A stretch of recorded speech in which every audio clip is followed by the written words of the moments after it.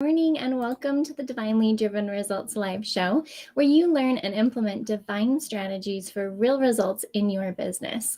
I am your host, Elise Smith, Christian business strategist, and I love to empower Christian women entrepreneurs to be able to reach their sales goals by partnering with God, empowering their mindset, and utilizing biblical business strategy.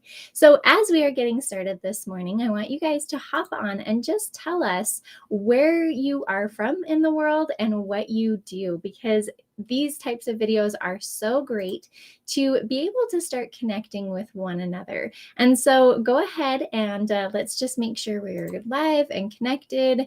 Okay, hold on one second here. We're almost there. Gotta love technology sometimes. So as you guys are hopping on, we want to be able to see who is joining us. So good morning, good morning. Thank you for joining. Thank you for joining. Okay, we are just about there with all of our connections. So like I said, go ahead and tell us where you're joining us from today, and also tell us what you do so that you guys can start connecting with each other and pouring into each other. Okay, I think we are probably about there. Okay, here we go. All right, so here's the thing, ladies, is do you ever feel like your sales goals are just too far away and that you will never reach them? Yeah, we've all been there before. Are you tired of coming just shy of those goals month after month? It gets really, really frustrating. It's like, oh, you're just right there in that grasp and you just can't seem to hit it, right? I've been there before. I've seen that goal on my mirror seem like it's farther and farther and farther away. And I have to tell you that it just sucks sometimes. And I had to find a better way, and I had to help my clients find a better way to achieve their goals. So today you're going to learn about the surprising and often overlooked way to achieve your goals. And it may be simple, but it absolutely has such a profound effect. And it's all about the 1%. So if you guys have heard this, we would love for you to put your comments in the chat below. Oh, we've got hi from San Antonio. That is so awesome. Good morning. Good morning. I love it. Okay, so I want to tell you guys a story. So this is taken from 1% Better. It's a conference talk by Michael A. Dunn. And our connection is getting a little bit choppy here. So let me just fix that. Okay, so Michael A. Dunn, he tells this. For more than a century, the national bicycle racing team of Great Britain had been the laughingstock of the cycling world. Now, I want you guys to compare this to your business. Sometimes we feel like that, but I want you guys to think about how this is going to help you with your business. So he says, mired in mediocrity, British riders had managed only a handful of gold medals in 100 years of Olympic competitions, and had been even more overwhelming in cycling's marquee event, the 3-week-long Tour de France, where no British rider had prevailed in 110 years. So sorry was the plight of the British riders that some bike manufacturers actually refused to even sell bikes to the Brits, fearing it would forever sully their hard-won reputations. Isn't that sad? Like, that's your whole industry and they won't even sell you a bike. And despite devoting enormous resources into cutting-edge technology and new fangled training regimens, nothing worked. Nothing, that is, until 2003, when a small, largely unnoticed change occurred that would forever alter the trajectory of British cycling. That new approach would also reveal an eternal principle with a promise regarding our oftentimes perplexing mortal quest to improve ourselves. So, what happened in British cycling that has great relevance to our personal pursuit to be better daughters of God and also achieve those sales goals? In 2003, Sir Dave Brailsford was hired.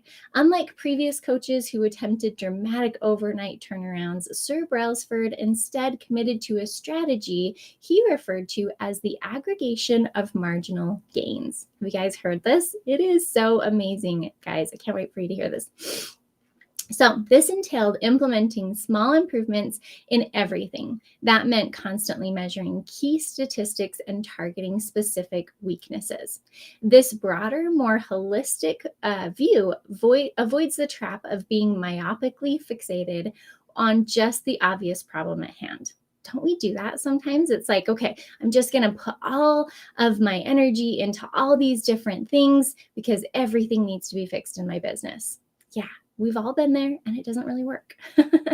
Said Brailsford, the whole principle came from the idea that if you broke down everything you could think of that goes into riding a bike and then improved it by 1%, you will gain a significant increase when you put them all together. Haven't you seen that in different ways in your life as well? Like, how do you eat an elephant? One bite at a time. Well, acclaimed author James Clear says this strategy puts the math squarely in our favor. He maintains that habits are the compound interest of self-improvement. If you can get if you can get just 1% better at something each day, by the end of the year, you will be 37 times percent better. Isn't that incredible, guys? It's just that aggregational gain, that small gain every single day.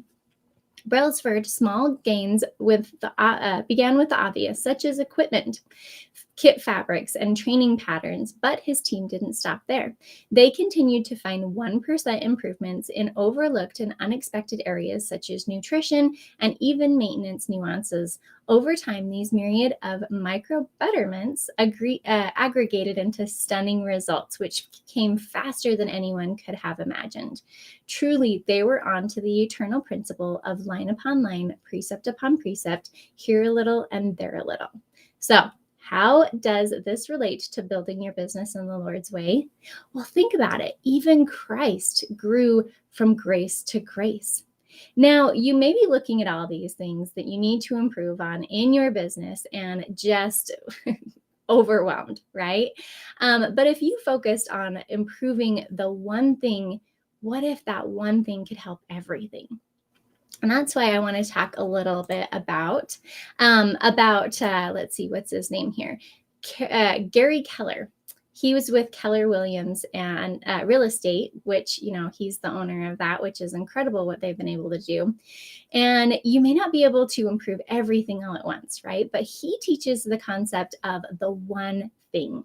So what is the one thing that if you focus on in your business will affect everything else, right? He says, what's the one thing you can do such that by doing it, everything else will be easier or unnecessary? Think about that in your business. What is the one thing that you can focus on? Now, it could be a characteristic of yourself. Maybe you're working on listening, and that one thing could actually impact everything that you're doing in your business. Maybe it's getting more organized. Maybe it's having a strategy. So how about instead of stretching ourselves like way too thin, because we always do that, right? And focusing on everything at once, what if you just worked on building yourself in different ways? What if you took on a characteristic of Christ? So Matthew 6:33 says, "But seek ye first the kingdom of God and his righteousness, and all these things shall be added unto you." Right? So if we seek first the kingdom of God, everything else will be added unto us. So what are we doing on a daily basis to seek the kingdom of God first? And yes, you'll still have your income producing activities and your spiritual producing activities. We call those IPAs and SPAs here at Divinely Driven Results. And you'll have your to-do list, of course. But what if you can choose the one characteristic to focus on for that month and had a game plan every day to focus on it? Wouldn't that make massive changes in your business? I have to tell you guys, I did this. I tried out this principle with abundance. I wanted to spend the entire month really focusing on abundance. And so I chose every single week a different way to be able to focus on that abundance. And guess what I got? Seek and ye shall find. I totally got abundance. And it not only permeated in my life, but also in my business as well. Because they say the way you do one thing is the way you do everything, right? So let's focus on that one thing. And then what Christ characteristics, we want to see it in the chat below. What Christ characteristic would you like to work on for the next 30 days? What's really holding you back from where you are now to where you want to be? And what's that one characteristic that can help you to do just 1% better, right? It's not when we teach. So I got trained on core energy coaching, and so that's very much the idea of getting to the heart of the matter, not just fixing the symptoms. And so, we have people rate themselves on a scale of 1 to 10, or that we have 7 energy levels and all of that fun stuff. If you want to learn more, just hit me up. But we don't say, I want to take you from a 2 to a 10, right? Or even a 7 to a 10. We say, I want you to think about what 1% would be better for you, right? So if you are feeling like your goal achievement, or maybe your motivation, whatever that may be, if you're feeling like that is at a 7 right now, what would an 8 be? And what can you do to be able to create that 8 in your life? It's just the 1% better. See, the lie that the adversary tells us is that we have to fix everything overnight, or we have to do everything all at once. And then, of course, the overwhelm comes in. And overwhelm, really, I'm learning from my mindset coach, is really us not working through the emotions that, like all the different types of emotions that we have. We have too many emotions at once. And so therefore we go into overwhelm. So really think about what's holding you back from achieving those goals, and what is one characteristic of Christ that you can focus on in order to get that 1% better. So that's on the spiritual side. Remember, we're going to put the kingdom of God first in our lives. The next one is the temporal side, or the physical side. And here at Divinely Driven Results, we teach the 7 pillars of a divinely successful business, because oftentimes we don't even know where we should start or what we should be focusing on. So our 7 pillars are God and goals. And in fact, God is the foundation of everything we teach. Our divine client, profitable programs, the divine marketing message and strategy, heart-centered connections, sales through service, and divine business operations. Those 7 give you an incredible place of where you can start and where you can really focus on your business. And in fact, we focus on those one at a time. Yes, like I said, we're still doing income producing activities to be able to reach those sales goals along the way, but it's so important for us to identify where we're at in those, and then understand what's going to help us to take us to the next level. So think about that in your business. How can you apply the 1%? Maybe you want to apply it in one of these pillars that we just talked about, or maybe you want to take on that Christ characteristic, or maybe even both. Now that, ladies, this only works with consistent daily effort, right? We know that we can only gain the aggregational gains that he's talking about here if we have that compounding effect. If you keep starting and stopping, then you build up that momentum, and then it just starts to fall off. So think about what you can do every single day. Write it down on a piece of paper, on your mirror, in the bathroom, whatever it might be. What's the one thing you can do to gain that 1%? Because it's all about those incremental gains, and they add up over time, which is absolutely incredible. Focus on one attribute of Christ and one area of your business, and make a plan.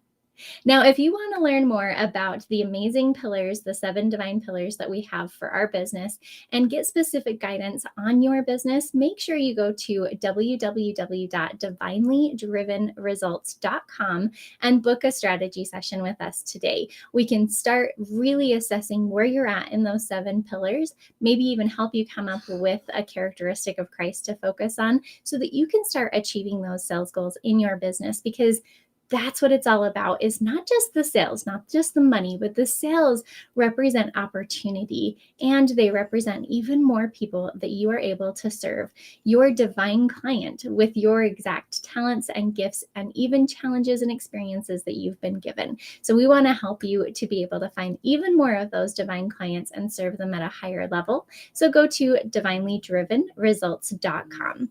And if you want even more videos like this, come check out our free Facebook group, Faithful Ladypreneurs. All right, guys, thanks so much for tuning in, and we will see you later.